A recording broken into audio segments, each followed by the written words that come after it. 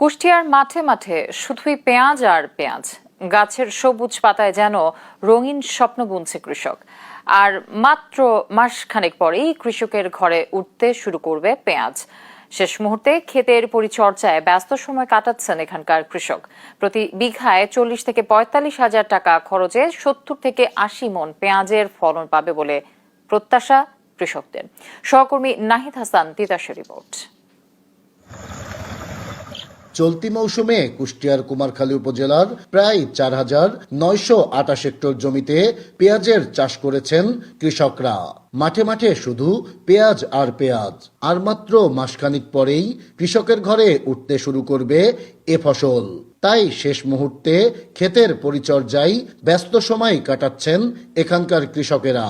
আবহাওয়া অনুকূলে থাকলে এবছর এ উপজেলায় প্রায় 88,000 মেট্রিক টন পেঁয়াজ উৎপাদনের সম্ভাবনা রয়েছে, যার বাজার মূল্য প্রায় 350 থেকে 400 কোটি টাকা। প্রতি বিঘায় 40 থেকে 45 হাজার টাকা খরচ করে 70 থেকে 80 মণ পেঁয়াজের ফলন পাবে বলে প্রত্যাশা কৃষকদের।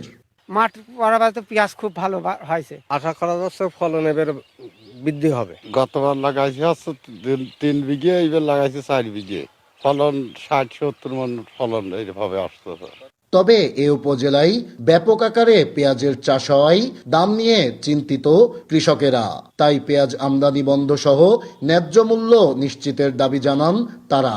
বাইরে থেকে পেঁয়াজ আসলে পারে পেঁয়াজের দাম কমার সম্ভাবনা বেশি। এই পেঁয়াজের দাম রক্ষার্থে সরকারের বাজারটা নিয়ন্ত্রণ করতে হবে। আবাদও ভালো, দামটাও ভালো আছে। যদি আশা করা যায় সরকার এভাবে যদি রাখে তাহলে চাষি বাঁচবে, ক্ষেতও ভালো থাকবে, সুস্থ থাকবে। কৃষি কর্মকর্তারা বলছেন, গত অর্থ বছরে ভালো দাম পাওয়ায় এবার লক্ষ্যমাত্রার চেয়ে অধিক জমিতে পেঁয়াজ চাষ হয়েছে।